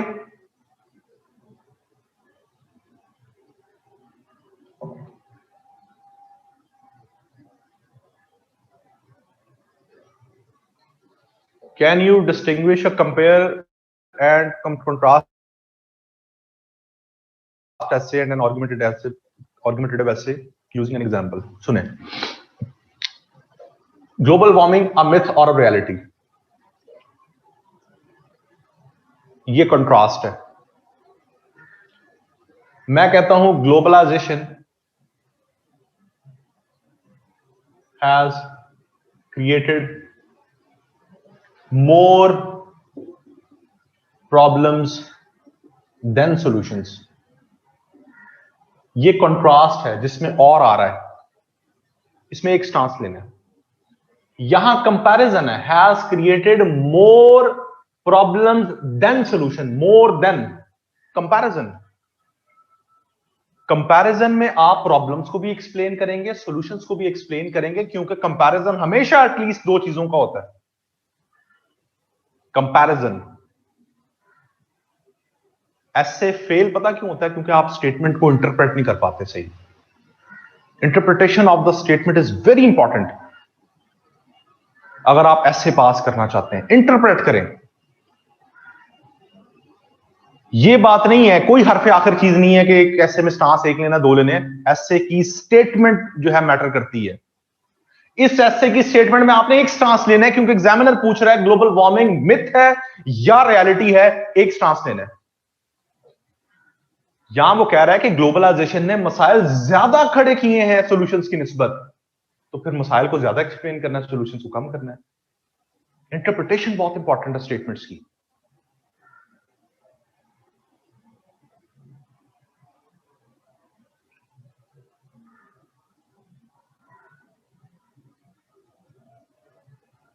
Myth and reality is also comparison. मुझे जस्टिफाई करें कैसे कंपैरिजन है ये। कंपैरिजन तब हो, ठीक है, ग्लोबल वार्मिंग, अगर ये हो कि global warming a more myth than a reality, तब कंपैरिजन हो। वो कह रहा है ग्लोबल वार्मिंग मिथ है या रियलिटी है। अंग्रेजी में और की क्या इंग्लिश होती है, उर्दू क्या होती है? और का मतलब क्या है? ये चीज या ये चीज। कंपैरिजन कहां से आ गया? वो पूछ रहा है कि global warming, climate change myth है या रियलिटी है। मैं आपसे पूछता हूं कि मिथ है या रियलिटी है, इनमें से एक चीज बताएं। ये कंपैरिजन है। अगर मैं आपसे पूछता हूं ग्लोबल वार्मिंग ज्यादा रियलिटी है थोड़ी मिथ है, ये कंपैरिजन है। It's all about common sense. एक स्टेटमेंट में कोई चीज हरफे आखिर ऐसे में नहीं है कि आपको एक टीचर कह दे कि कोई स्टेटमेंट आज उसमें एक स्टांस लेना है या 2 लेने हैं या 4 लेने हैं। नहीं, स्टेटमेंट की इंटरप्रिटेशन बहुत इंपॉर्टेंट है। यही चीज मैं आपको आगे जाकर सिखाऊंगा।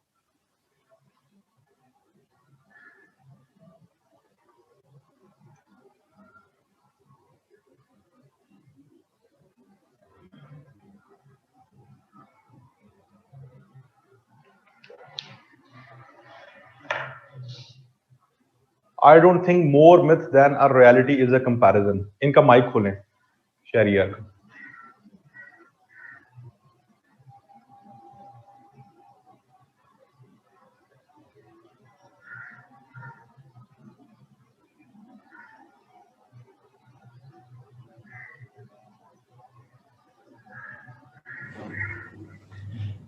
जी सर, मैं कह रहा हूँ कि कंपैरिजन लग नहीं रहा, क्योंकि क्वेश्चन ने एक पोजीशन ली है ना कि ये एक मैथ है और रियलिटी नहीं है, तो हमने इस बात के हक में लिखने प्रूव करने अपनी पोजीशन कि ये है एक रियलिटी। मैं सिर्फ आप लोगों को ये कह रहा हूं, मेरी बार बार बात सुने, माइक ऑफ कर देंगे। एक बहुत जनरल सी बात है जिसपे आप लोग कंफ्यूज हो रहे हैं, बहुत जनरल सी बात है। मेरी बात को गौर से सुने। मैंने इसीलिए आपको बहुत आसान सी एग्जांपल दी। एक कॉमन सेंस इंसानी अकल क्या कहती है कि अगर मैं आपको 2 मार्कर्स में से कह रहा हूं, मैं 2 मार्कर में से आपको कह रहा हूं कि ये चाहिए या ये चाहिए, तो मैं इसका क्या मतलब कंपैरिजन कर रहा हूं? मेरी बात गौर से सुननी है। अब आप भूल जाए, सारे क्वेश्चन छोड़ दें, मेरी बात को गौर से सुने। मैं आपसे ये पूछ रहा हूं कि आपको मार्कर जो है वो ये चाहिए या ये चाहिए, तो क्या मैं ये कंपैरिजन कर रहा हूं इन दोनों का? मुझे इसका जवाब दें। ये कंपैरिजन है इन दोनों का? ये कॉन्ट्रास्ट है, जिसमें से आपको इनमें से एक मार्कर चूज करना होगा। इतनी बात समझ आई? कंपैरिजन क्या होगा? कंपैरिजन होगा कि ग्रीन मार्कर ब्लैक मार्कर से ज्यादा अच्छा है। यह कंपैरिजन है। ग्रीन मार्कर ब्लैक मार्कर से ज्यादा अच्छा लिखता है। This is comparison. This is not comparison कि अगर मैं आपको कहूं कि मुझसे ये मार्कर चाहिए आपको या ये चाहिए, दिस इज नॉट कंपैरिजन। तो ग्लोबल वार्मिंग मिथ है या रियलिटी है? आगे क्वेश्चन मार्क है, आपसे पूछ रहा है कि ग्लोबल वार्मिंग मिथ है या रियलिटी है, तो ये कंपैरिजन है। ये कंपैरिजन नहीं है। आपको एक चीज बतानी है कि ये मिथ है, या आपको बताना है कि ये रियलिटी है। बात खत्म हो गई ना? बात खत्म। अगर मैं आपको कहूं कि ग्लोबल वार्मिंग ज्यादा रियलिटी है थोड़ी मिथ है, ये कंपैरिजन है मिथ और रियलिटी का। अगर मैं स्टेटमेंट ये दे दूं आपको कि ग्लोबल वार्मिंग रियलिटी ज्यादा है मिथ थोड़ी है, ये कंपैरिजन होगा। आप ज्यादा रियलिटी और थोड़ी मिथ को एक्सप्लेन करेंगे कि कैसे ज्यादा रियलिटी कैसे थोड़ी रियलिटी है। This is comparison.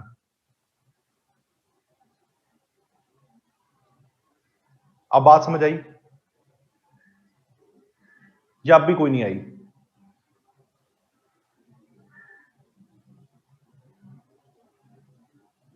ठीक है अमीर हमजा, आप कंपैरिजन कंट्रास्ट को क्यों आप मिक्स कर रहे हैं आर्गुमेंटेटिव एसे के साथ? आर्गुमेंटेटिव एसे की बिल्कुल डिफरेंट डोमेन है। If life gives you lemon make lemonade, ये आर्गुमेंटेटिव एसे है। Great Nations win without fighting, ये आर्गुमेंटेटिव एसे है। इसको फिलोसॉफिकल टर्म्स में लिख सकते हैं, लिटरेरी टर्म्स में लिख सकते हैं, हिस्टोरिकल टर्म्स में लिख सकते हैं, थ्योरेटिकल टर्म्स में लिख सकते हैं। आर्ट फॉर पीस हमें आया था 2019, आर्ट फॉर पीस आर्गुमेंटेटिव ऐसे है। इसमें कंपैरिजन कंट्रास्ट का तो चक्कर ही कोई नहीं है। बैकर्स आर नॉट चूजर्स, बिल्कुल सही है, आर्गुमेंटेटिव ऐसे है। बात समझ आ गई है? Polarised politics, the issues and challenges of democracy in Pakistan, descriptive essay है। पोलराइज्ड पॉलिटिक्स, एक इशू को डिस्कस कर रहे हैं। क्या कंपैरिजन यहां नजर आ रहा है? क्या कॉज एंड इफेक्ट रिलेशन नजर आ रहा है? क्या कंट्रास्ट नजर आ रहा है? नहीं आ रहा। डिस्क्रिप्टिव ऐसे मैंने इसीलिए आपको कहा कि आप टाइप्स के अंदर कंफ्यूज ना हो। टाइप्स की कोई मैनिफेस्टेशन नहीं है। एक जो स्टेटमेंट आती है उसको इंटरप्रेट करें, उसके अंदर वो पूछ क्या रहा है एग्जामिनर, या बता आपको क्या रहा है। ये चीज इंपॉर्टेंट है। अगर आप लोगों को यही समझ नहीं आ रही कि कंट्रास्ट और कंपैरिजन क्या है, तो यही आपने फेल होना है, खुदा ना खास्ता। यही स्टूडेंट फेल होते हैं। उन्हें यही फर्क नहीं पता चलता कि कंट्रास्ट क्या है, कंपैरिजन क्या है। जब समझ आ गया आप लोगों को कंट्रास्ट और कंपैरिजन क्या है, इतनी बात समझ आ गई है, यहां पर हम अपना लेक्चर खत्म करते हैं। टाइम हमारा खत्म हो गया है। नेक्स्ट में इंशाल्लाह हम बात करेंगे। 3 लेक्चर्स इसको लग जाएंगे खत्म होते हुए, स्ट्रक्चर को। ठीक है, बहरहाल इसमें क्वेश्चंस आपके सर एड्रेस होने चाहिए। ये असल में जो है वो इशू है। अगर और की जगह एंड आ जाए तो ऑब्वियस बात है मिथ और रियलिटी को एक्सप्लेन करेंगे।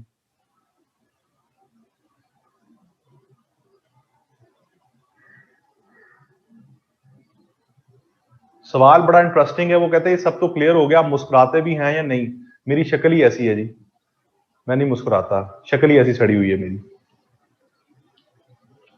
ठीक है, मेरे जी 6 लेक्चर्स हैं आप लोगों के साथ। पहले 3 लेक्चर्स में मैं स्ट्रक्चर पढ़ाऊंगा। नॉर्मली 2 लेक्चर्स में खत्म हो जाता है, लेकिन ये डिपेंड करता है कि हमारी जो वो है, डिपेंड करता है ये कि स्टूडेंट्स के क्वेश्चंस के ऊपर, डिस्कशंस के ऊपर, फिर वो 3 लेक्चर्स पे भी चले जाता है। मेरी क्लास 10:45 तक है। नहीं, मेरी 10:45 तक क्लास है। 10:30 से मेरी नेक्स्ट क्लास शुरू होनी है। 10:30 है ना मेरी नेक्स्ट क्लास।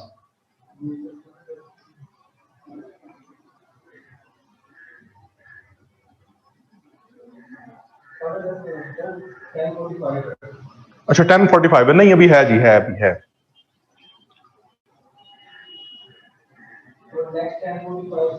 तीन 9 AM to 10:45 AM सैटरडे।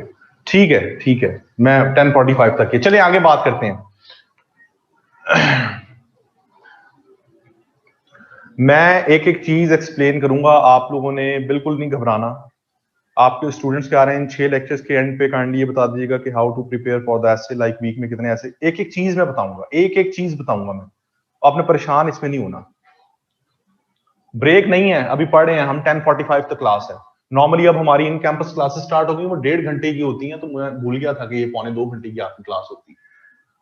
अच्छा जी, आगे हम बात करते हैं इवैल्यूएशन क्राइटेरिया के ऊपर। इवैल्यूएशन क्राइटेरिया,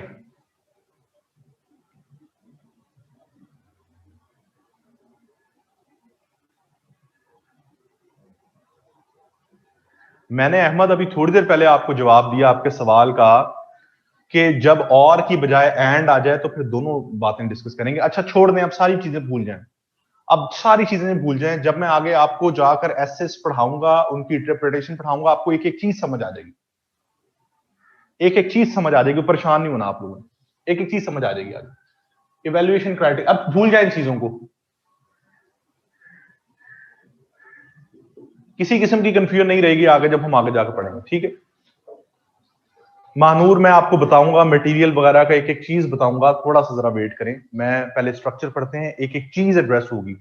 मैंने आपको कहा जिस दिन स्ट्रक्चर हमारा खत्म होगा मुझे फिर बताइएगा कि आपका कोई क्वेश्चन रहा या नहीं रहा। कोई क्वेश्चन नहीं रहेगा, मैं गारंटी करता हूं। मैं रोज पढ़ाता हूं ऐसे, ठीक है, मैं रोज मुख्तलिफ सेशंस को पढ़ाता हूं। जब मैं आपको ये कह रहा हूं कि आपका एक एक सवाल को मैं एड्रेस करके जाऊंगा, तो फिर तसल्ली रखें आप लोग।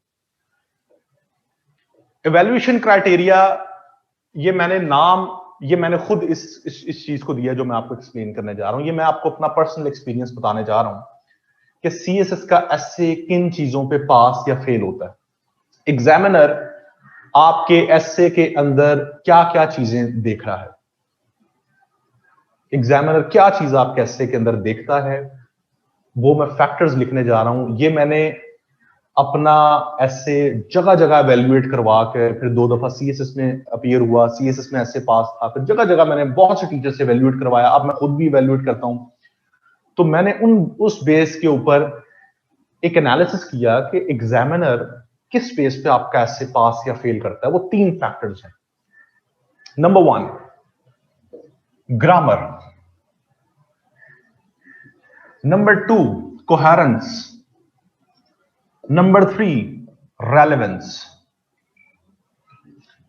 ये 3 एस्पेक्ट्स पे अगर आप काम कर लें, आपका ऐसे फेल हो नहीं सकता। ये मैं मानने को तैयार नहीं हूं कि आपका ऐसे फेल हो जाए। अभी जस्टिफाई करता हूं कैसे। सिर्फ ये 3 चीजें अगर आपके ऐसे में स्ट्रांग हैं, आपका ऐसे फेल हो ही नहीं सकता, हो ही नहीं सकता। और अगर इन तीनों में से एक चीज भी थोड़ी सी भी लैग कर रही है तो आपका ऐसे पास नहीं हो सकता। ये भी लिख लें। अभी जस्टिफाई करूंगा कैसे। Number 1 grammar. ग्रामर का मतलब अंग्रेजी जबान के बेसिक रूल्स एंड रेगुलेशंस की application. Grammar means correct grammar, not complex grammar. ये एक बहुत बड़ी मिसकंसेप्शन है। आप लोग जब सीएसएस की तैयारी शुरू करते हैं, आपको बताया जाता है पता नहीं कितनी मुश्किल अंग्रेजी चाहिए सीएसएस के लिए, और सबसे पहला काम पता आप लोग क्या करते हैं, आप लोग को डॉन पे लगा दिया जाता है। डॉन पढ़ें, डॉन में से मुश्किल अल्फाज निकाल लें। आप एक रजिस्टर लेते हैं, डॉन पढ़ते हैं, डॉन में से जितने मुश्किल अल्फाज जो आपने कभी जिंदगी में नहीं सुने होते वो निकालते हैं। वो निकाल कर रजिस्टर पे लिखते हैं, उनके बड़े प्यार से आगे मीनिंग्स लिखते हैं, अपना एक वोकैबुलरी बैंक बनाते हैं। करते हैं ऐसी करते हैं ना आप लोग। और उसके बाद आप लोग वो मुश्किल अल्फाज जब आप निकाल लेते हैं, फिर आप अपनी राइटिंग शुरू करते हैं। आप उस राइटिंग में रजिस्टर खोलकर अपने साथ साथ राइटिंग कर रहे होते हैं और साथ बड़े प्यार से उन अल्फाज को निकालते हैं और अपनी राइटिंग में लगाते जाते हैं। जितना मुश्किल अल्फाज होगा उतनी खुशी होगी आपको उसको लगाने में। ऐसे ही होता है। और आप उन मुश्किल अल्फाज को अपनी राइटिंग में लगाकर आखिर में जब आप अपना लिखते हैं तो उसके बाद आपको अपने आप पे रश्क होता है कि वाह, मैं भी डॉन की तरह लिखना शुरू हो गया हूं। वहां पर आप फेल होते हैं, आप। वो आपको फेलियर की तरफ चीज लेके जाती है। क्यों? क्योंकि आपको नहीं पता होता कि उस वर्ड का बैकग्राउंड क्या है, उस वर्ड की कॉनोटेशन क्या है, उस वर्ड का स्पेसिफिक मीनिंग क्या है और वो कैसे उसने इस्तेमाल किया। नहीं, आपको लगा ये अल्फाज, इस वर्ड का ये मीनिंग है, इसको यहां ठोक दो। आपने लगा दिया, आप खुश हो गए। एग्जामिनर ने आपको उधर ही पकड़ लिया कि इसको कोई नहीं पता पुता, इसने क्या किया है, इसने वहां से अखबार से उठाकर वर्ड्स डाले हुए, इसे अंग्रेजी जबान का पता ही नहीं है। आप लोगों के दिमाग में सबसे बड़ी मिसपरसेप्शन ये है कि मुश्किल वोकैबुलरी को इस्तेमाल करते हुए हम अब बड़ी अच्छी अंग्रेजी लिख लेंगे। ये सबसे बड़ी मिसकंसेप्शन है। इंग्लिश लैंग्वेज को अगर बेहतर करना है तो ग्रामर पे काम करें, सेंटेंस स्ट्रक्चर पे काम करें। मुश्किल वोकैबुलरी से कभी अंग्रेजी अच्छी नहीं होती। तो ग्रामर का मतलब correct grammar, not complex grammar. जितना सादा बात कर सकते हैं, सादा अल्फाज में बात कर सकते हैं, सिंपल वर्ड्स में अपनी बात को कन्वे कर सकते हैं, उतना करें। आप खुद सोचें कि आपने एक सेंटेंस में 4 बड़े मुश्किल वोकैबुलरी के वर्ड्स लिख दिए। अब एग्जामिनर को समझ नहीं आ रही है बात क्या करना चाह रहे हैं, वो तो आपकी थॉट्स देखना चाह रहा है कि आप क्या कर रहे हैं। आपकी थॉट्स इतनी मुश्किल है, वो समझ नहीं पा रहा, वो इरिटेट हो रहा है इस चीजों से, तो वो आपको फेल कर देगा। ठीक है। दूसरी चीज है कोहेरेंस।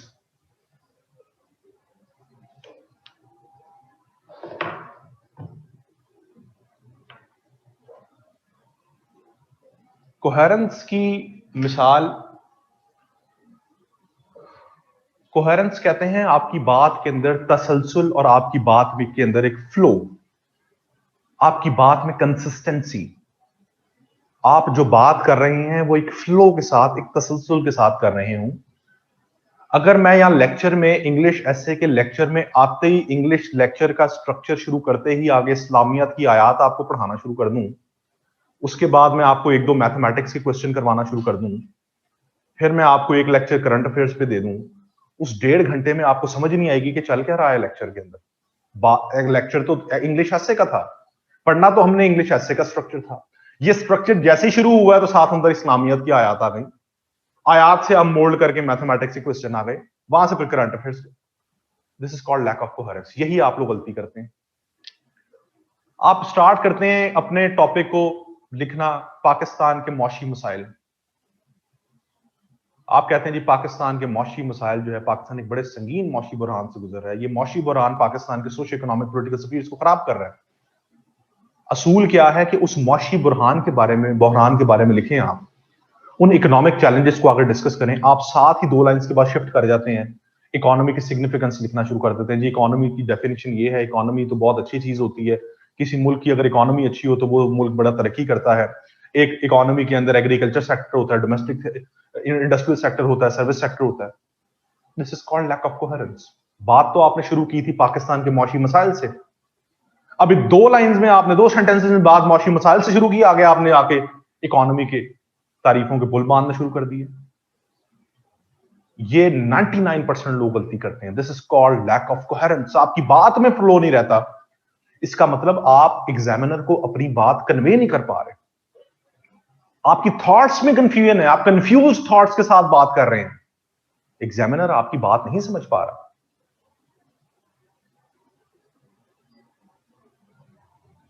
ठीक है, तो कोहेरेंस कैसे बेहतर करनी है मैं नेक्स्ट क्लास में आपको पढ़ाऊंगा, ये मैं आपको बताऊंगा बेहतर कैसे करनी है।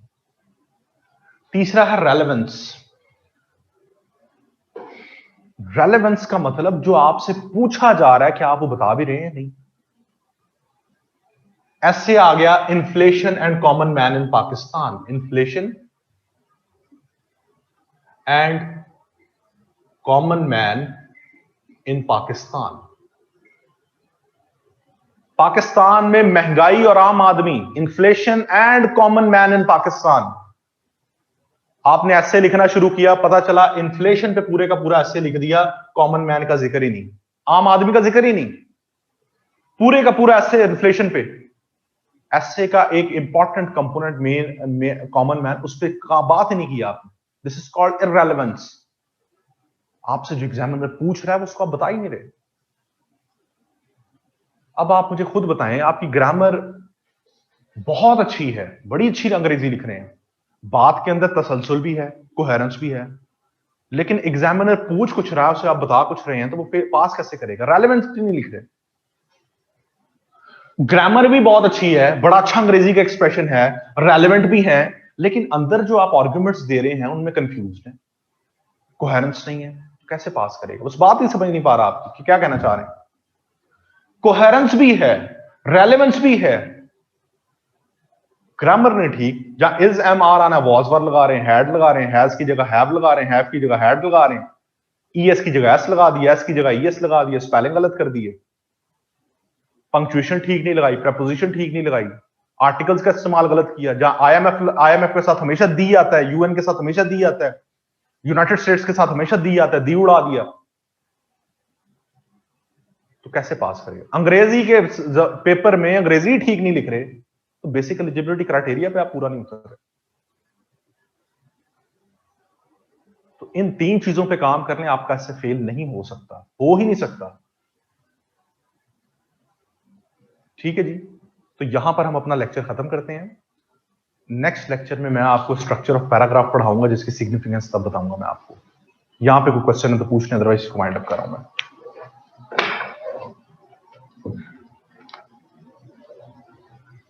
टास्क दूंगा जब स्ट्रक्चर ऑफ पैराग्राफ पढ़ाऊंगा। आज पढ़ाना था, लेकिन आज क्वेश्चंस आप लोगों की तरफ से थे, उनको एड्रेस करते हुए टाइम खत्म हो गया। तो पहली क्लास में मैं हमेशा असाइनमेंट देता हूं, स्ट्रक्चर ऑफ पैराग्राफ पढ़ाकर आपको एक पैराग्राफ लिखने का कहता हूं। वो हम नहीं पढ़ सके तो इंशाल्लाह कल वाली क्लास में पढ़ेंगे। ग्रामर प्रैक्टिस के लिए जिनकी बहुत ज्यादा कमजोर है ग्रामर, वो टू दी पॉइंट ले लें बीए की, और जिनकी थोड़ी बेहतर है वो रिवीजन करना चाहते हैं वो ब्रेनन मार्टिन ले लें। चलें, इंशाल्लाह कल मुलाकात होगी। इंटरप्रिटेशन सिखाऊंगा तो आपको दूंगा ना टास्क, अभी तो इंटरप्रिटेशन सिखाई नहीं है मैंने, आपको वो स्ट्रक्चर में सिखाऊंगा।